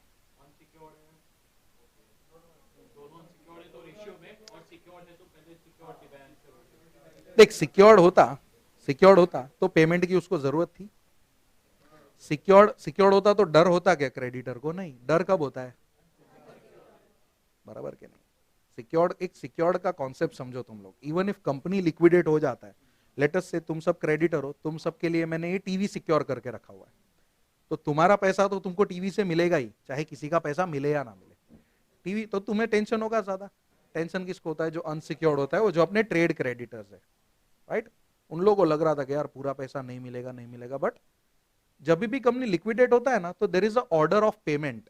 ऐसा ही नहीं कि मुझे ये अच्छी लगती है तो पहले उसको पैसा दूंगा, नहीं। देयर इज अ सीक्वेंस कि भाई पहले इसको देना है, उसको देना है, लास्ट में शेयर होल्डर्स आते हैं। ठीक है, शेयर होल्डर्स आते हैं। बट क्या यहाँ पे सोलोमन शेयर होल्डर है? हाँ, टेक्निकली है इन the company, but current transaction में वो शेयर होल्डर है क्या? नहीं। करंट ट्रांजेक्शन में वो कौन है? क्रेडिटर है। व्हाट हैपेंड इज, ये 6,050 रुपया है ना, पूरा का पूरा सोलोमन खुद ले लिया मतलब कंपनी ने उसको दे दिया। ठीक है, दे दिया। अभी तकलीफ किसको हुआ होगा? ट्रेड क्रेडिटर्स को। अभी यहां से मेन कॉन्सेप्ट चालू होता है। ये तो पूरा स्टोरी चल रहा था कि देखो, पहले सोलोमन इंडिविजुअली बिजनेस चला रहा था लेदर, जो बिजनेस सोल्ड किया किसको? उसी की कंपनी को, और उसकी कंपनी ने उसको 38,000 दिया अप्रॉक्स। और 38,000 कैसे दिया? 20,000 के शेयर्स, 10,000 का डिबेंचर और 8,782 कैश। कंसिडर किसको करेंगे फिलहाल? डिबेंचर, क्योंकि डिबेंचर से सोलोमन क्या बन गया? क्रेडिटर। बिजनेस कौन चला रहा था अभी? कंपनी चला रहा था, तो एक और क्रेडिटर का जन्म हो गया। कौन? उसका कितने का उधारी हो गया? 8,000। कंपनी किस में गया? लॉस के बाद लिक्विडेशन में एसेट बेच के कितना रुपया आया? जो पूरा का पूरा किसको मिला? ट्रेड क्रेडिटर्स ने केस किया। केस करते हो तो एलिगेशन लगाना पड़ेगा कि नहीं? विदाउट एलिगेशन केस कर सकते हो ना? The allegation was Solomon is just an agent for the company. Now do you agree with this statement? Since he is the member, he is the agent, तो वो खुद को पैसा दे रहा है, ऐसा एलिगेशन किसने लगाया? ट्रेड क्रेडिटर्स ने। Do you think this allegation will be accepted by the जज? नहीं ना, रियल में भी वही हो रहा है। मैं तुम लोग को इसका फाइनल कंक्लूजन पढ़ के सुनाऊंगा, बट यहां तक पूरा समझा है ना? तुम लोग ने आंसर दे दिया। जज किसके फेवर में डिसीजन देगा? ट्रेड क्रेडिटर्स ने क्या एलिगेशन लगाया कि Solomon is just an agent for the company. Simple way में रख रहा हूं मैं, एजेंट। क्या रियल में वो एजेंट है? दोनों सेपरेट है ना, और सेपरेट है, और वो करंटली क्या है? क्रेडिटर है। तो उसको भी पैसा दिया तो कंपनी ने ठीक ही किया है। तुमको ये कॉन्सेप्ट नहीं पता है सेपरेट लीगल एंटिटी का, तो तुम्हारा गलती है। जज ने वही बोला कि भाई there is a difference between the identity of its member and the company. भले ही कंपनी का नाम मेंबर के नाम पे ही हो, फिर भी दोनों क्या सेम है, क्या अलग है? अलग है। See the conclusion on that page. The House of Lords दिख रहा है? दिख रहा है? हाउस ऑफ लॉर्ड्स नीचे से फोर्थ लाइन मिला। हाउस ऑफ लॉर्ड्स, जैसे कि अभी ये इंडिया में कैसा कोर्ट होता है, फॉरेन कंट्री में हाउस ऑफ लॉर्ड्स है। आई थिंक यूके का ये मैटर है, तो वहां का House of Lords rejected the contention. Contention मतलब क्या? इल्जाम। ओके, इल्जाम। And held that company on registration has its own existence and personality separate and distinct from its members. As a result share holder can not be equated with the company. क्या दोनों को same मान सकते हैं? नहीं। Even if he holds entire share capital. अगर suppose पूरा का पूरा शेयर कैपिटल भी सोलोमन के पास होता तो भी वो सेपरेट होता? ये क्या नहीं? तो भी सेपरेट ही होता, तो भी वो सेपरेट ही होता। राइट? तो ये पूरा सिनारियो था जिसकी वजह से उन लोग ने एलिगेशन लगाया कि ही इज जस्ट एजेंट। वो भी तुम्हें बता देता हूं कहां पर है, देखो।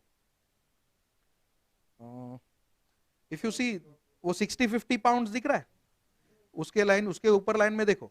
Right? The unsecured trade creditors, right, claim the whole of the company's assets. Right?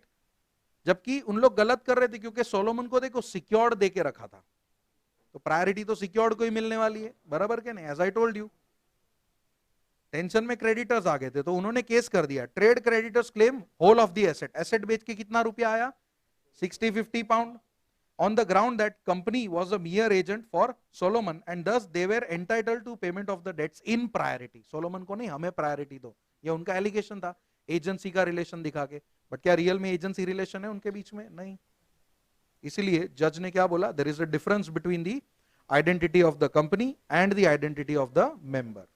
तो ये जो हमने पहला लाइन पढ़ा ना, पहला लाइन, वो कहां से आया? इस केस से आया। हमने पहले आंसर पढ़ लिया, फिर केस पढ़ा।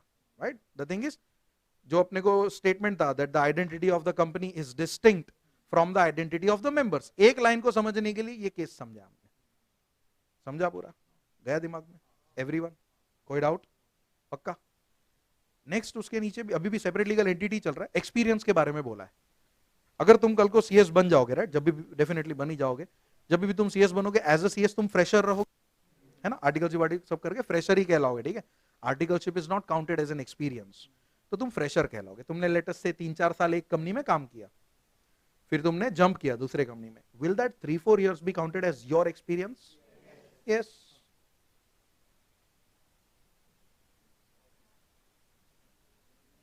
चलो सेकंड वन पे आते, एक्सपीरियंस की बात कर रहे थे हम लोग, right? Your experience is to be considered as your experience, right? Now you became the share holder in one of the company, it is a new company. Let us say Hrithik 10 साल का experience है, और उस वो एक company में, नए company में शेयर होल्डर बना, तो क्या ऋतिक का एक्सपीरियंस कंपनी का एक्सपीरियंस बना जाएगा? नहीं। वही बोला है इस केस में, an experience of the share holder can not be considered as experience of the company. ऐसा क्लियर कट बोल दिया है। कुछ भी हो जाए, कितने भी शेयर होल्डर, अभी एक रिलायंस में मुकेश भाई भी क्यों ना रहे, मुकेश भाई is having experience of later से 30-35 years, और उसने एक नया रिलायंस का कंपनी खोला, तो क्या वो 35 years का एक्सपीरियंस रिलायंस कंपनी का हो गया? नहीं, कंपनी तो नया ही रहेगा। सो कोई अगर पूछे कि क्या experience of the share holder is an experience of the company, what will you say? No, that is correct. But joint venture company के बारे में things are different. Joint venture का मतलब क्या? सबसे पहले लेट अस से दो कंपनी है, दोनों मिलकर एक नया कंपनी बना रही है, and that company is called as joint venture company. Okay, BG limited, Hrithik limited, ये दो कंपनी है, ठीक है? हम दोनों ने एक नया कंपनी बनाया, मींस इन दोनों, इस कंपनी के मेंबर कौन? हम दोनों ही होंगे। किसी दूसरे को एंटर होने देंगे? नहीं। इस नई कंपनी का कंट्रोल किसके हाथ में? हम दोनों के हाथ में। तो ये जो हमारा कंपनी है, उसको हम लोग क्या कहेंगे? Joint venture company. एंड अभी जॉइंट वेंचर कंपनी में थिंग्स आर डिफरेंट। मैं तुम्हें एग्जांपल देता हूं, तुम समझ जाओगे। लेट अस से हम लोग को फ्लाईओवर बनाने का कॉन्सेप्ट क्या बोल रहा हूं, कॉन्ट्रैक्ट मिला, लेकिन I am not perfect in all the things, even he is not perfect in all the things, but we have some of our expertise. Like मेरा एक्सपर्टीज है कंक्रीट में, मेरा जो कंपनी है ना, we produce such a quality of concrete के जो long lasting है, क्रैक वैक बहुत ही रेयर पॉसिबिलिटी कि हमारे कंक्रीट में क्रैक आएगा, some ingredients we use. And same way Ritik limited जो है उसका एक्सपर्टीज है कि जो ये कंक्रीट में जो मेटल के रॉड वॉड लगते हैं ना, वो ऐसे बनाता है कि उसमें बहुत ही सालों बाद रस्ट शुरू होता है। मतलब नॉर्मल सपोज कोई 20 साल पे रस्ट पकड़ेगा तो इसका 30-35 साल पे रस्टिंग होगा। यूज सम टेक्निक या इंग्रेडिएंट जो भी बोलो। सो इंडिविजुअली हम दोनों का एक्सपर्टीज है, he is good in this metal rods, I am good in concrete. अभी एक चीज बोलो, फ्लाईओवर बनाने के लिए दोनों चाहिए, दोनों चाहिए राइट, रॉड भी लगेंगे मेटल रॉड्स एंड कंक्रीट भी लगेगा। Can we enter into a joint venture to construct that flyover? Yes. Let us say मुझे कॉन्ट्रैक्ट मिला है, मुझे पता है कि यार जैसा फ्लाईओवर डिमांड है वो शायद मैं नहीं बना पाऊंगा ऋतिक के हेल्प के बगैर, राइट? तो मैंने और ऋतिक ने मिलकर एक फ्लाईओवर बनाया। लेट अस से बोरीवली में ईस्ट वेस्ट का फ्लाईओवर बना दिया, खत्म। थाने की मेयर है ना, बोरीवली से पास हो रही थी, उसने फ्लाईओवर देखा है ना, सब लोग पिक्चर में, फ्लाईओवर बोरीवली का बन गया, कौन पास हुआ? थाने की mayor, city as a mayor, बराबर नहीं? थाने की मेयर पास हो रही थी, उसने देखा मस्त फ्लाईओवर बनाया, इधर डिजाइन विजाइन चकाचक एकदम। उसने इंक्वायरी किया, पता चला कॉन्ट्रैक्टर कौन थे, हमारा नाम निकला, हमको बुलाया ऑफिस, पूछा हम लोग को कि अरे फ्लाईओवर बहुत अच्छा बना है, ऐसा लग रहा है आप लोग काफी सालों से एक्सपीरियंस्ड हो। मैं बोला हाँ मैडम, ये लो हमारे कंपनी का डिटेल्स। अरे आपका कंपनी तो 2 साल पुराना है, क्योंकि हमारा जॉइंट वेंचर का 2 साल लगा होगा हमारे फ्लाईओवर बनाने में, and it is just 2 years old. तो उसको धक्का लगा कि अरे ये तो 2 साल नया कंपनी, इसके पास क्या एक्सपीरियंस होगा? तो वो तो नहीं, वो बोलते नहीं सर अभी मेरे को थाने में आपसे फ्लाईओवर नहीं बनवाना है। मैं बोला क्यों? बोलते आप लोग तो एक्सपीरियंस भी नहीं हो, आप लोग ने तो एक ही फ्लाईओवर बनाया, एक्सपीरियंस कब आता जब तुमने बहुत सारे फ्लाईओवर बनाए होते लाइकवाइज। मैं बोला मैडम रुको, कंपनी का एक्सपीरियंस नहीं है माना, लेकिन मेरा कंक्रीट में 25 साल का एक्सपीरियंस है। ये लो मेरा दूसरा प्राइवेट कंपनी, मेरे साथ जो पार्टनरिंग में है ऋतिक लिमिटेड, उसका एक्सपीरियंस है मेटल रॉड्स में 18 साल का एक्सपीरियंस। हम दोनों ने मिलकर जॉइंट वेंचर कंपनी खोला है। मेयर बोली ओ अच्छा आई सी, कुछ समझे? वो मान गई कि जॉइंट वेंचर में experience of the share holder is the experience of the company. हम दोनों शेयर होल्डर थे जेवीसी के, right? We both were in the partnership, right? हम दोनों ने मिलके वो नया कंपनी बनाया था। सो सिर्फ जॉइंट वेंचर के केस में experience of the share holder is the experience of the company. बाकी ऊपर से नीचे गिरो, कोई भी दूसरे केस में एक्सपीरियंस मानने का नहीं, खाली एक ही जगह पे मानना है, जॉइंट वेंचर कंपनी। और इसको गलती से मर्जर वर्जर मत बोल देना, ठीक है? क्योंकि इफ यू सी दो कंपनी मिलती है उसको मर्ज कहते हैं, मर्जर अमालगमेशन कहते हैं, but the things are different in that category. उसमें क्या होता है, एग्जिस्टिंग कंपनी को लाइक डिसॉल्व करना पड़ता है। यहां पे हम दोनों का इंडिविजुअल कंपनी चल रहा है, क्या वो बंद हुआ, ऋतिक लिमिटेड बंद हुआ, कल को वापस नया रॉड बनाना चालू करेगा या नहीं? हाँ, मैं वापस कंक्रीट के ऊपर चला जाऊंगा। हाँ, गेटिंग इट? खाली हम लोग जॉइंट वेंचर में साथ में आए। So in joint venture company experience of the share holder is the experience of the company. फिर थाना में भी हमने फ्लाईओवर बनाया, मेयर वॉज सेटिस्फाइड, कह रहे इतना पुराने लोग हैं ये लोग, ठीक है मिलके पहली बार आ रहे, लेकिन इंडिविजुअल लेवल पे काफी अच्छा काम किया हुआ है, okay? And then she was satisfied. तो नॉर्मली इज इट कंसिडर्ड? क्या yes? No? But joint venture company में यस। समझा? अभी रीड करते देखते मैंने जो सिखाया है वो राइट सिखाया कि नहीं, बराबर? देखो, in the case of new horizons limited versus union of India, it is the legendary case, ठीक है? इन जनरल से स्टार्ट करते, the experience of the share holder can not be regarded as experience of the company, पहले line में ही बोल दिया, बराबर? लेकिन दूसरे लाइन से देखो, however in case of joint venture companies, the experience of the company can only mean the experience of the constituent of joint venture, मतलब हम दोनों बनाने वाले। constituent of the joint venture मतलब क्या? जिन्होंने ये joint venture बनाया है, okay? This is because joint venture company is in the nature of partnership between two or more constituent companies। हम दोनों दो थे, मैं और वो दो हुए कि नहीं हुए? हमारा पार्टनरशिप था कि नहीं था? and each constituent undertakes to contribute towards their resources। मैंने कंक्रीट पे ध्यान दिया, उसने मेटल पे ध्यान दिया, बराबर के नहीं? एंड फ्लाईओवर एकदम अच्छा बनाया, for in the form of machines, equipment, expertise. तो ये तो जॉइंट वेंचर का मीनिंग दिया, बट मेन चीज यहां पे समझना क्या आपने को, कि एक्सपीरियंस के रिलेटेड, कि अगर सपोज क्वेश्चन आ जाता है कि experience of the share holder is the experience of the company, so normally it is not, but joint venture में इट इज। क्यों? क्योंकि जो कंस्टिट्यूएंट कंपनीज होती है, याद रखना वर्ड कंस्टिट्यूएंट कंपनीज, राइट, उनका experience is considered as joint venture company का एक्सपीरियंस। समझा? ये एग्जांपल भी याद रखना फ्लाईओवर वाला। हमारी कंपनी को कितना साल हुआ था? हमारी 2 ही हुआ था, बट इंडिविजुअली मैं 25 साल, वो 18-20 साल, we had a huge experience. So वो एक्सपीरियंस हमारा फ्लाईओवर बनाने में काम आ रहा है कि नहीं आ रहा है? That is why the experience of the share holder is the experience of the company. बराबर? क्लियर पूरा?